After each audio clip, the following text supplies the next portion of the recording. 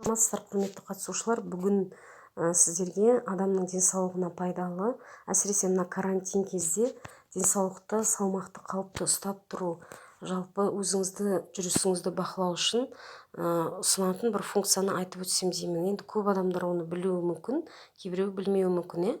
Міне Play Market'тен шагомер деп, менде енді жаңа терген сол үшін шығып тұр. Шагомер деген кезде міне осыны төбе жағы шығады. Осы көк ұнайды маған. Көк функциясы менде басылып тұр, сондықтан осы открыть деп тұр, установить етіп аласыздар. Не үшін десеңіздер, бұл көк функцияда күнде қанша жүргеніңіз көрініп тұрады, и жұлдызшалар көрініп тұрады. Сөйтіп күнде топқа отчет беріп отырсаңыз, мысалы күнде жүгіргеніңіз осылай отчет беріп жіберіп, скриншот етіп жіберіп отырсаңыздар болады. Сонда нақты қанша жүгіргеніңіз белгілі болып отырады. Қанша жүгіру керектігін осы шагомер сізге айтып отырады. Жаңа жеткен кезде жұлдызшалар береді дегенде. Енді бұны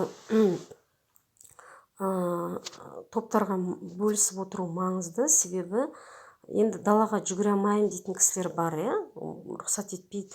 Онда үйде жүгіруге болады. Үйде жүгіріп, сотканы ұстап, бөлмеден бөлмеге жүгіруге болады, болмаса бір орында тұрып жүгіруге болады.